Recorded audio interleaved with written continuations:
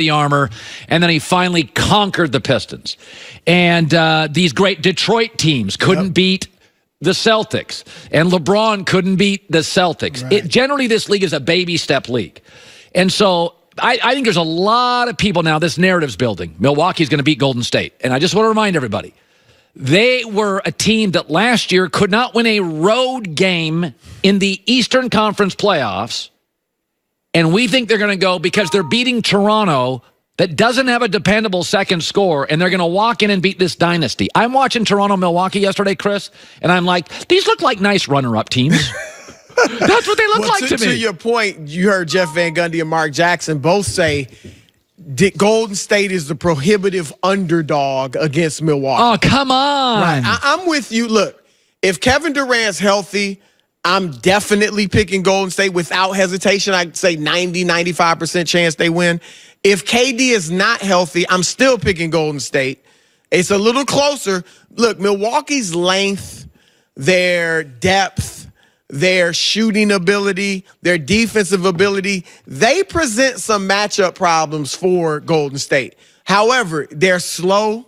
So I think defensively they're going to have trouble chasing around the Warriors. So do I. Especially if they play the way they have been playing without KD. And how much length can they have on the floor if the Warriors go small? Exactly. And so that's a serious question. The experience, the lack of experience, on that stage is an issue. So I would go with Golden State. And look, in the East, they faced one-man shows. Detroit had Blake Griffin. Kawhi turned the Celtics into a one-man show. And now Toronto, you got Kawhi Leonard. They're not, what they're viewing offensively it's like addition and subtraction compared to calculus with what they'll face with Golden State. Yeah, I think it's a different ballgame. How surprised are you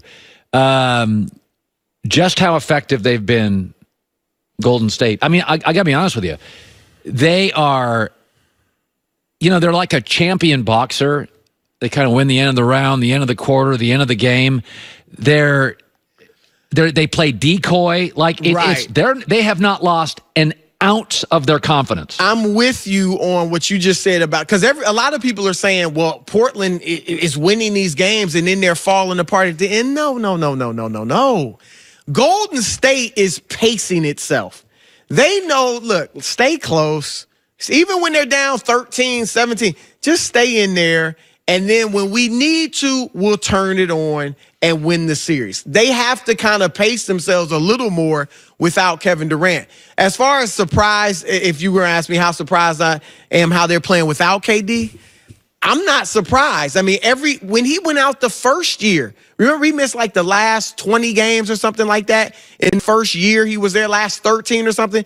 And they went on just like this. At the end of the regular season, they did the same thing, and Steph, who had been really good, but not the old Steph when in KD's first year, he all of a sudden gets back to playing the old Steph way. So people are wondering, are they better without KD? The thing is this, they don't have to be better without KD. They just have to be better than everybody else without KD. If they're the best team in the world without KD, that diminishes his stature. Doesn't mean he's not a great player. Doesn't mean he's not the best player in the world, perhaps. But people already look at those two rings. I've talked to players in the league who said, look, there's nobody that denies how great KD is, how great of a player he is. But dudes do look at the rings like, you went to the best team in the league and got those rings. We've heard Clyde Frazier. We heard his own teammate, Draymond, we don't need you, leave. We heard his general manager, Bob Myers, at the parade last year. KD hadn't been here as long as Steph and hadn't been here from the beginning. But here's the thing, Colin. All that KD was hearing, he could look back, tell himself, but hold up. I was the two-time finals MVP. Right. People saying I'm the best player in the world now. All my teammates are saying we need KD. He's our best player. You could rationalize to yourself in that internal debate. These critics don't know what they're talking about. But now it's right in front of your face. You're watching with your own eyes. Oh, my gosh. They do look better without me. He's a smart basketball player. He sees the ball movement. He knows they're winning now by 10 points a game, whereas with him, they were winning by 4 points a game in the playoffs. And theoretically, he was playing in easier playoff games because it was a first and second round. They're in the later rounds winning by double digits without you. And so for KD, this has to be tough for him. He's a human being, so it has to be tough for him. And it's why he's got to leave, especially if they win it without him. You know what I keep thinking about? Whenever I watch Golden State win, I keep thinking about Houston. Houston thinks they're this close. And they're sitting there and they're like, they're going to sweep Portland without KD, without Boogie.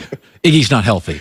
Like, you know how sometimes you think you're close in sports, and then we're right up next to Alabama, and we're right up next to the Patriots. And you know how many teams, the Houston Texans a couple years ago, man, we're just this close. Then they go up there and it's like, nah, like J.J. Watt is completely irrelevant against the Patriots because Brady gets rid of the ball so fast. Houston has to be watching this. And I love Daryl Morey, but they're shooting fewer threes.